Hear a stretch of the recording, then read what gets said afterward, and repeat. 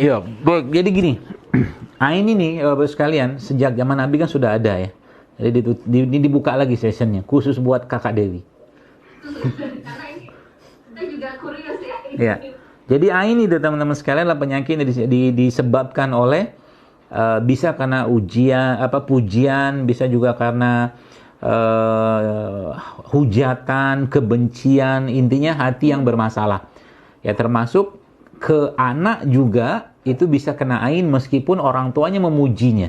Contoh begini, iya anak kita lucu banget ya, ini anak kita cantik banget ya, pintar banget ya. Itu bisa menyebabkan anak itu sakit, jatuh sakit saat itu juga. Maka dalam Islam diberi pedoman ya untuk ketika memuji sesuatu maka ucapkanlah Masya Allah Tabarakallah. Itu dulu. Ngajimu bagus banget ya. Nah gitu loh. Apamu macam-macam pujian yang baik ya, yang betul-betul dengan niat yang baik itu juga bisa menjadi pemicu ain. Apalagi yang buruk. Aku benci banget sama orang itu. Aku sebel banget. Aku segala macam. Orang yang tadi ya disebutkan oleh orang tadi itu, si A tadi itu bisa sakit karena ucapan tadi. Maka hati-hati dengan ucapan. Nabi kita alaihi salatu wassalam pernah disebutkan dalam sebuah riwayat, ada Nabi mau naik onta, lalu onta itu, ini lihat, ini hewan ya, kendaraan. Onta itu dimarahin, disebutkan oleh pemiliknya, dasar onta malas. Gara-gara ucapan tadi, Nabi nggak mau naik onta tadi. Karena onta tadi sudah terlaknat bahasanya. Jadi hati-hati dengan sesuatu. Contoh, dasar mobil jelek, dasar mobil usang, dasar. Itu bisa kena laknat si kendaraan tadi. Repot kan urusannya kan? Nah, jadi yang repot lagi adalah ketika ain ini terlontar dari, jadi maka jaga benar-benar hati agar jangan sampai ain itu terlempar pada orang lain. Lalu pertanyaannya, bagaimana cara mengatasinya? Ya, kalau tahu siapa yang melempar ainnya, teman-teman sekalian, maka yang melempar ain itu berwudu dan air wudunya ditampung dan dibasuhkan ke orang yang kena ain. Kalau tahu. Tapi kalau tidak tahu kan repot nih. Misalkan si fulanah atau si fulan ini dia kena ain. Karena saya dulu pernah kena ain. Ya, saya pernah kena ain. Sahabat pun pernah kena ain. Saya pernah kena ain. Dan itu nggak jelas sakitnya. Demam pada waktu tertentu, tiba-tiba pusing segala macam lah, nggak jelas sakitnya apa.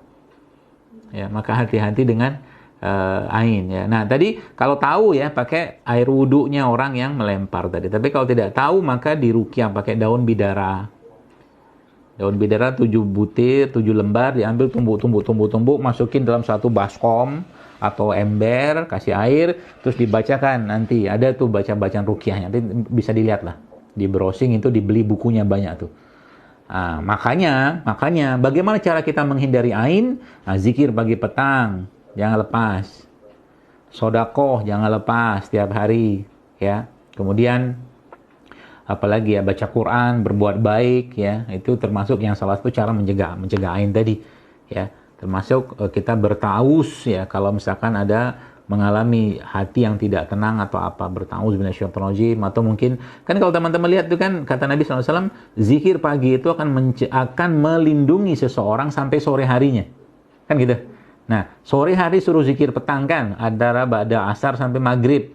Nah, malamnya kita kan nggak ada zikir kayak zikir pagi petang, tapi Nabi kita sallallahu alaihi wasallam itu menganjurkan ada lagi zikir sebelum tidur. Minimal baca apa? Ayat kursi, Al-Ikhlas, Al-Falaq, An-Nas, tiup, usapkan ke badan. Nah, itu salah satu caranya. Apalagi Anda nih, saya pesan kepada kakak-kakak brand ambassador nih.